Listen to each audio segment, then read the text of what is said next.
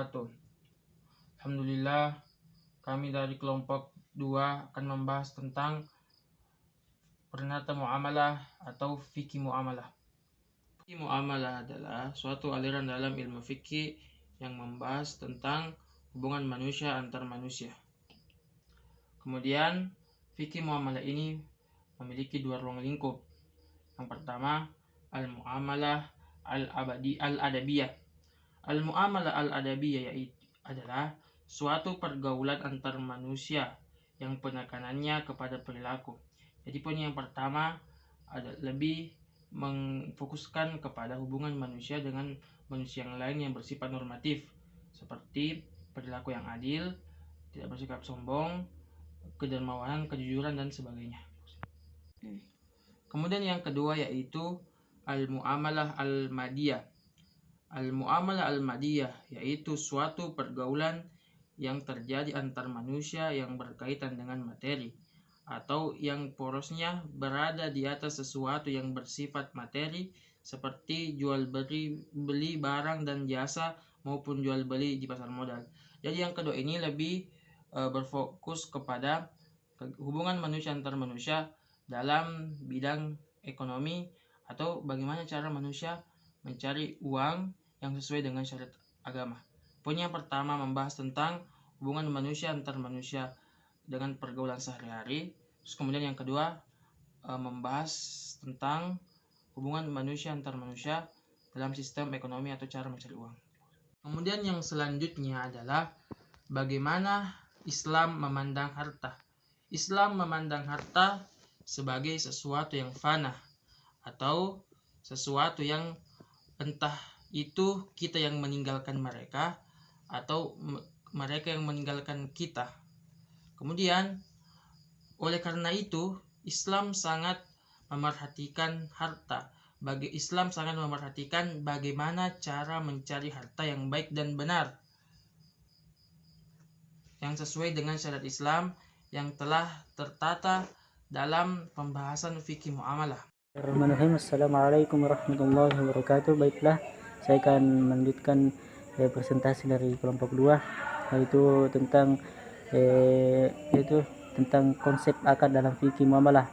Yang pertama, akad menurut bahasa adalah ikatan atau persetujuan, sedangkan menurut istilah akad adalah transaksi atau kesepakatan dua yang menyerahkan orang lain atau yang menerima untuk melaksanakan sesuatu. Yang ketiga, asas-asas akad dalam fikih muamalah. Akad yang dilakukan oleh pihak yang berakad yang mempunyai asas yang tertentu merupakan prinsip dan landasan bila sebuah akad digunakan. Asas tersebut adalah asas kebolehan, mabda al-ibadah.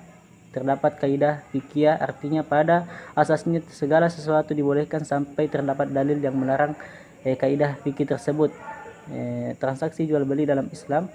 Yang pertama, pengertian jual beli. Jual beli menurut istilah atau terminologi tukar menukar satu dengan yang lain. Jual beli menurut bahasa adalah tukar menukar secara mutlak. Yang kedua, dasar hukum jual beli berdasarkan permasalahan yang dikaji menyangkut masalah hidup dari kehidupan ini tertentunya tidak terlepas dari dasar hukum-hukum yang akan kita jadikan sebagai rujukan dalam menyelesaikan permasalahan yang akan dihadapi. 4. Khiyar dalam jual beli. Khiyar menurut bahasa Arab merupakan isim masdar dari kata ikhtiar, yaitu bermakna pilihan bersih. Adapun menurut istilah berarti adanya hak bagi kedua belah pihak yang melakukan akad untuk memilih atau meneruskan atau membatalkan macam-macam khiyar. Khiyar ta'yin. Khiyar merupakan hasil kesepakatan yang antara penjual atau pembeli untuk mengakhiri untuk menentukan pilihan objek transaksi dalam jangka waktu tertentu, dan hal tersebut hanya dimiliki oleh salah satu pihak saja. Misalnya seseorang membeli pakaian dengan 3 macam pilihan, namun pembeli belum menentukan pakaian mana. Bai majusi atau taslim, yaitu jual beli barangnya sulit diserahkan. Contohnya jual beli motor yang hilang. Mungkin kembali kepada sarangnya, tetapi pada saat jual beli tidak ada yang di tempatnya. Sekian lanjutan presentasi dari saya. Syukur. Wassalamualaikum warahmatullahi wabarakatuh. Baiklah, langsung saja saya akan melanjutkan pemaparan materi dari kelompok kami, yaitu mengenai akad-akad yang digunakan dalam lembaga keuangan syariah. Jadi ada beberapa macam akad-akad yang digunakan dalam lembaga keuangan syariah. Yang pertama, murabahah. Murabahah merupakan akad yang memindahkan hak milik seseorang kepada orang lain sesuai dengan transaksi dan harga awal yang dilakukan pemilik awal ditambah dengan keuntungan yang diinginkan. Kemudian yang kedua adalah salam. Salam merupakan penjualan barang dengan menyebutkan sifat-sifatnya, sedangkan barang masih dalam tanggungan penjual untuk diserahkan kemudian. Kemudian yang ketiga adalah istisna. Istisna merupakan akad yang mengandung tuntutan atau permintaan agar produsen membuatkan suatu barang atau pesanan dari pemesan dengan ciri-ciri dan harga tertentu. Kemudian yang terakhir adalah syirka. Syirka merupakan akad yang dilakukan oleh orang-orang yang bekerja sama dalam modal dan keuntungan. Jadi ada empat macam akad-akad yang digunakan dalam lembaga keuangan syariah. Yang pertama murabahah, yang kedua salam, yang ketiga istisna, dan yang terakhir adalah syirka.